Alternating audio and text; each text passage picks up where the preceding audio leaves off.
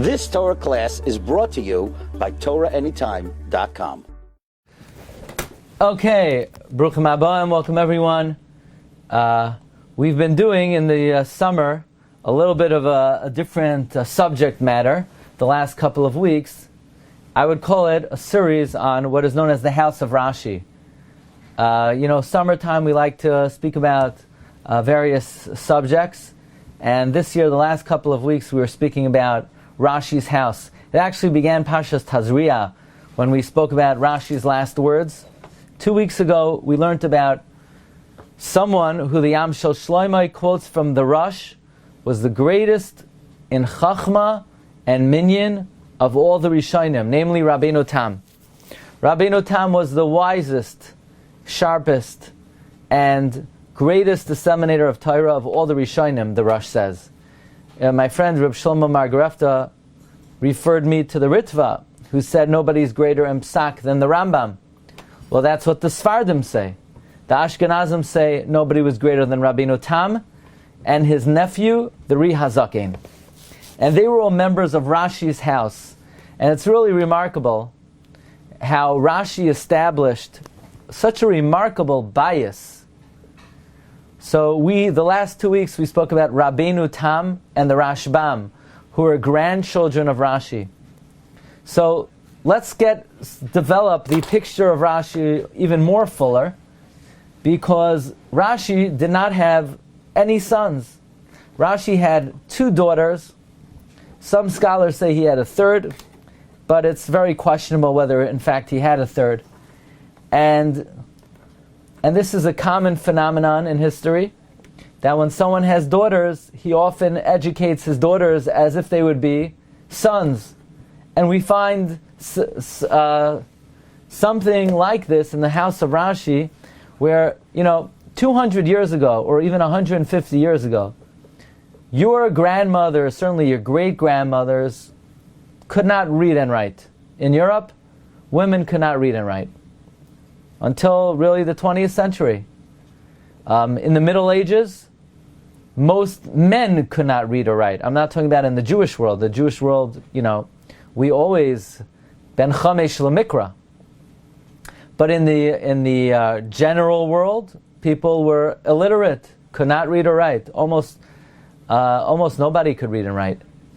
And just imagine in the Middle Ages, we're talking about the years, the 11th century, Rashi taught his daughters to read, to write, and they actually transcribed much of Rashi's teachings. So Rashi had 2 daughters, Miriam and Yocheved. Miriam was the oldest daughter. And as the saying goes, you can't choose your sons, but you could choose your sons-in-law. And someone of Rashi's caliber would probably have a very difficult time finding someone suitable. But Rashi was zoicha to 2 tremendous sons-in-law. The first one was Rabbeinu Yehuda Bar Nasan, who is named as the Rivan. And probably you're familiar with the name Rivan, because the Rivan in Masechta Makos, toward the end of the Masechta, it says, Rashi Gufcha Tahar v'yatzasa nishmasai b'tahar. Rashi passed away in the middle of Masechta Makos, and we have commentary at the end of the Masechta, and that's from Rashi's son-in-law, the Rivan, Rabbeinu Yehuda Bar Nasan. The Chida in the Shem HaGdolim says, Chas Noi Shel Rashi. He completed the end of Masechta Makos.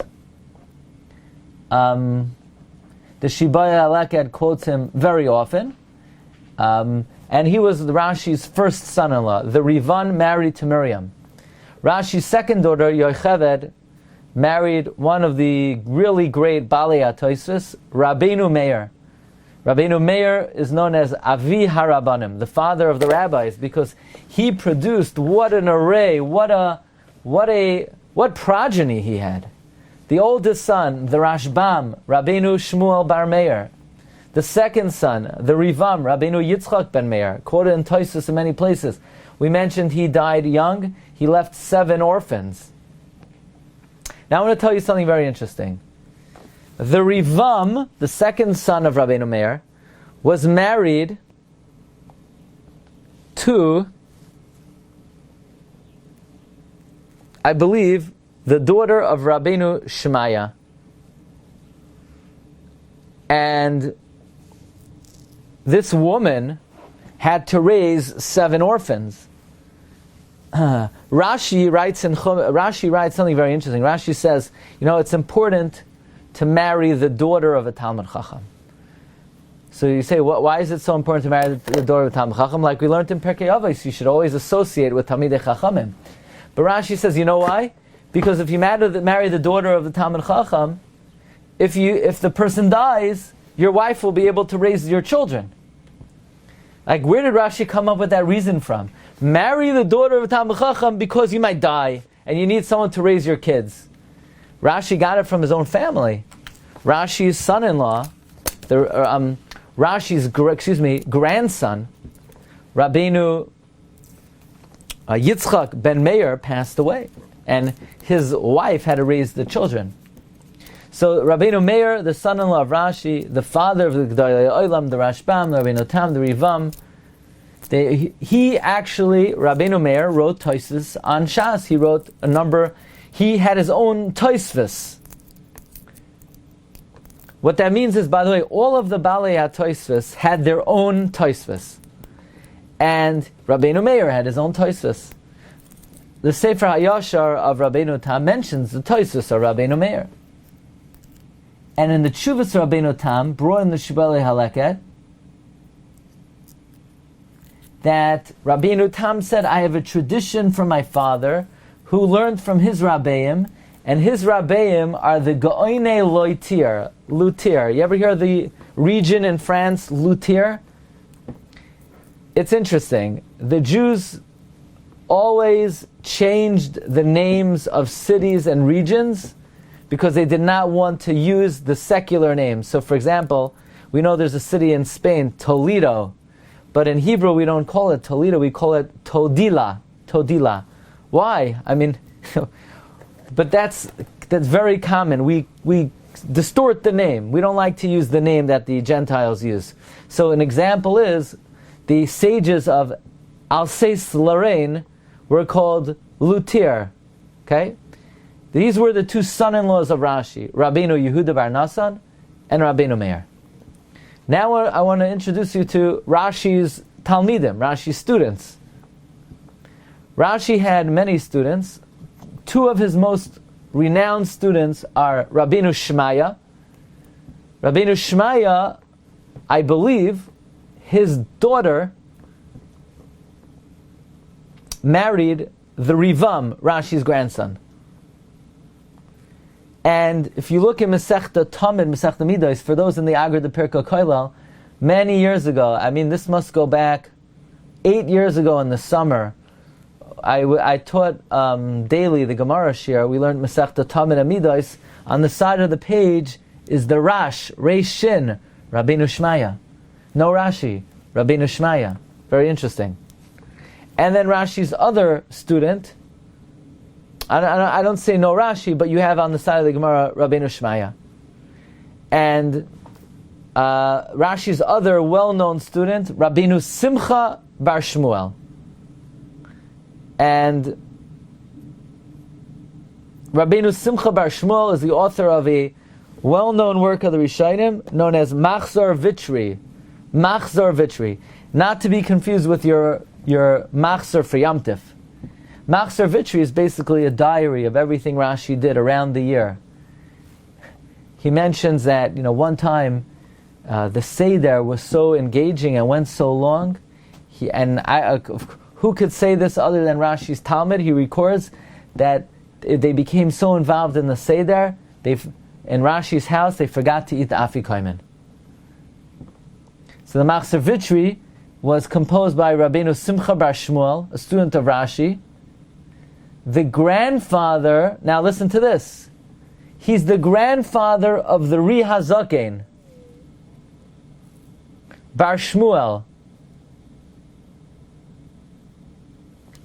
So the Rabbeinu Simcha, the student of Rashi, was the grandfather of Rabbeinu Yitzchak Hazaken.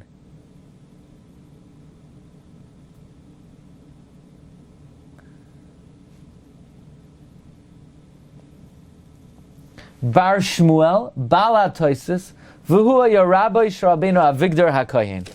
So the Machzor Vitri was the grandfather of the Ri Hazaken. This is, let's see.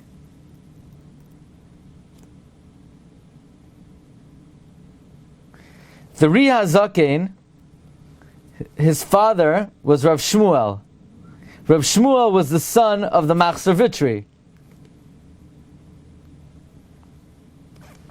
So listen to this. You ready for this? Rabbeinu Tam, the Rashbam, the Rivam, also Rabbeinu Shlomo, they had a sister. That sister married Rabbeinu Shmuel. He's known as Rabbeinu Shmuel HaChassid. He was married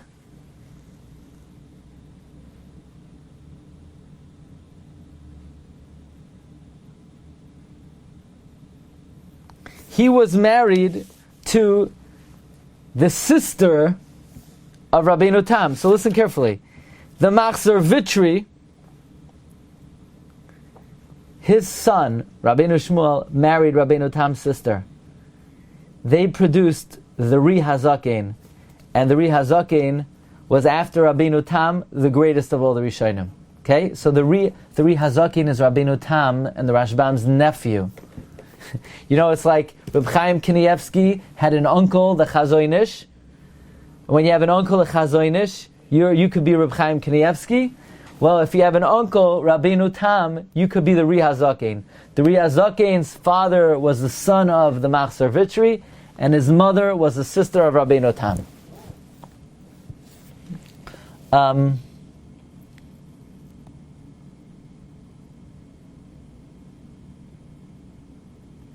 Now, the Rabbeinu Yitzchak Hazaken bar Shmuel Bala Toisus Vuya Rabbi Rabbeinu Avigdor HaKohen V'chibroi al Pirashi Chumash goes on Mordechai. Now, I found in a kuntris, a ksav yad of Rav Kalon, he thought that maybe Rabbeinu Simcha was the son-in-law of Rashi. It says the Chida, no, of course not.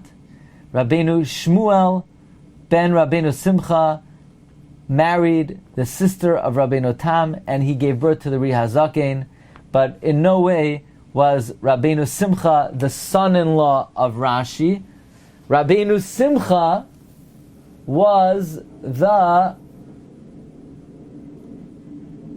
Here, let's put it out. You have Rashi. Rashi had two sons-in-law, Rabbeinu Meir and the Rivan. Rabbeinu Meir had Rabbeinu Tam and the Rashbam and the Rivam, and they had a sister. She was known, we don't know her name. She married Shmuel. Shmuel was the son of the Machzor Vitri. So the Machzor Vitri was a mechutin with Rabbeinu Meir. Fine. Machzor Vitri nizdar lefnei Rashi.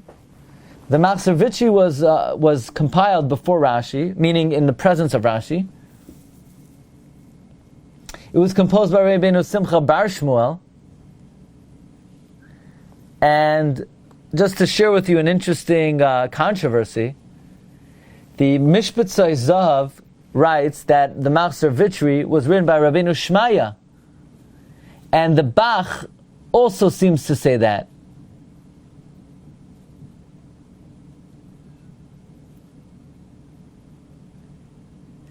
And maybe what led them to think that is the fact that Tosfos in Bracha says in the name of Rabbeinu Shmaya, Libai Raya Es Ha'erva Es Mutter, and Tosfos brings from the Machzor Vitri, who also holds that way.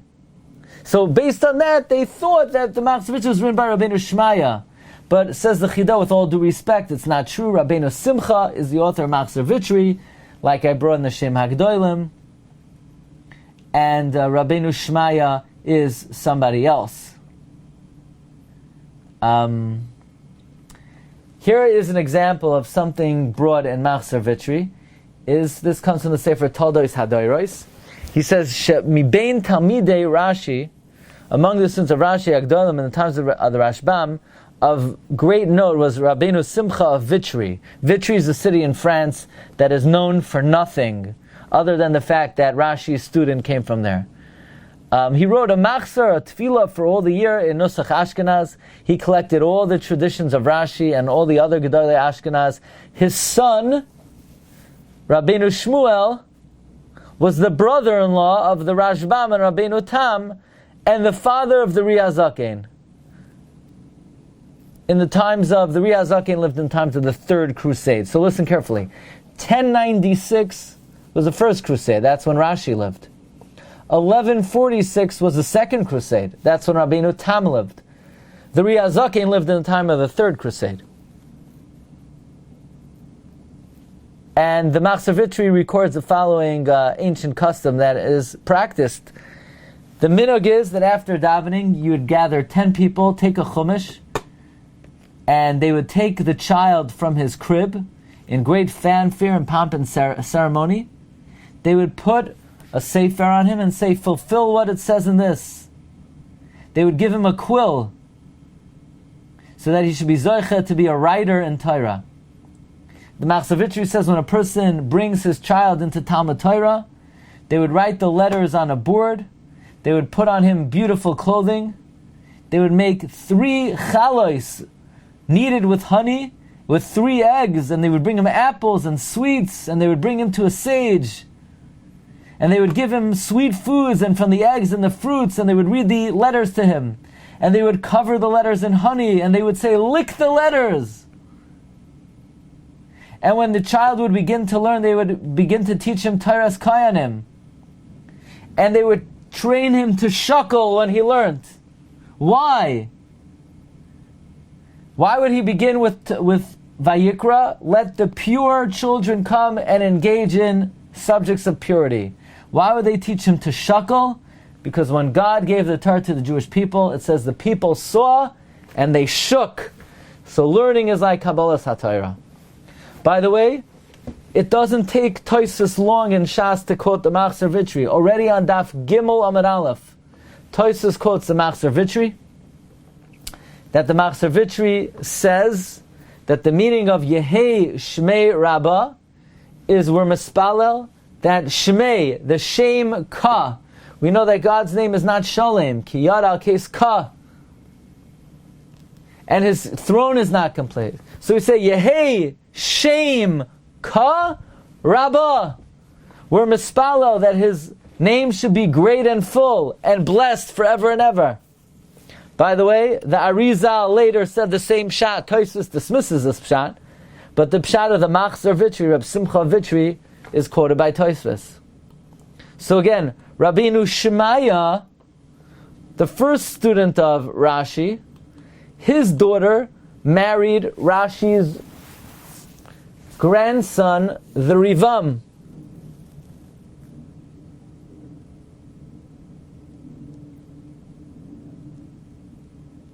Reb Simcha, his son Shmuel, married Rashi's granddaughter and produced Rashi's great-grandson, the Ri Hazaken. I want to remind you, Rashi had 2 Rabbeim. One, Rabbeinu Yaakov Bar Yakar, the Rebbe of Rashi, and I believe we discussed him when we discussed Rashi. When he was an old man, when he couldn't learn, he would take his beard and sweep the floor of the shul. And then Rabbeinu Eliezer Hagadol, one of the Gedolei Lutir. Lutir, the Chida, in his entry to Gedolei Lutir, he says from the Marshal that the Gedolei Lutir were the Rabbeim of Rashi, including Rabbeinu Eliezer Hagadol, Rabbeinu Shimon Hagadol, Rabbeinu Shlomo Habavli, Rabbeinu Gershon Mimitz, and these are all Gedolei U'Ma'orei Olam that we may or may not be familiar with, but they all created what is known as the House of Rashi. And I want to tell you 2 things. This House of Rashi is responsible for the living continuity of the Torah. You have to understand that what Rashi did for Ashkenazim, nobody did parallel to that in the Sephardic world, I'll tell you something, in the Sephardic world, Spanish Inquisition in Portugal, when there was threat of convert or death, there was mass, widespread conversion. Not hundreds, not thousands, hundreds of thousands of Jews converted en masse in Spain and in Portugal. But in France, when Jews' lives were being threatened, either the cross or your life, it was almost unheard of for a Jew to convert for hundreds of years. Why is that? By the Sephardic world, there was mass conversion. Not in the Ashkenazic world. You know who ensured that didn't happen? The house of Rashi. The learning in France, established by the Balak Tosfos, who analyzed in such a analytical, deep, intense study. The culture of France and Ashkenazic Jewry was dominated by the Balak Tosfos, who, by the way, much of the Tosfos was written during the times of the Crusades when they were incarcerated and they were going to be murdered the next day. But this Avas HaTorah was imbued within Ashkenazim by the Balak Tosfos. And that is why, in mass, Jews killed themselves, killed their children. Mothers killed their babies. Mothers killed their daughters. So they would not be kidnapped, abused, taken to monasteries. Yeah, there were lone examples of people who could not withstand the test. But for the overwhelming majority of Ashkenazic Jewry in France, conversion was not opted. Not so in other countries. And this is because of the house of Rashi. Rashi's house produced Balak Tosfos. We already learned Rashi's Rabbeim, Rashi, Rabbeinu Meir, and the Bar Nasan. Rashi's grandchildren, Rabbeinu Tam, the Rashbam, the Rivam. We're going to learn this coming Wednesday about the Ri HaZaken, and it continued for many generations. And the other thing you need to know is that if you're Ashkenazi, in all likelihood you come from Rashi. Because there were only about 5,000 to 10,000 Ashkenazic Jews then, period. And Rashi had many daughters. And almost everybody came from this house. So, number one, this house is responsible for the dedication the Jewish people have to Torah. And this house is literally responsible for Ashkenazic Jewry today. So, Bez Hashem, we're going to continue on this a couple more times. I find it very amazing and interesting. Look, I learned in yeshiva many years. I spent many years learning Gemara, Rashi, Tosfos. But you don't really understand and appreciate who these people were till you learn a little bit about their times and who they were and who were their Rabbeim, family, and students. Okay, everyone, thanks for joining today. Bracha v'hatzlacha. Okay, yeah, have an easy fast, and we'll see you Bez Hashem soon. Thank you. Kol tov. Bye-bye.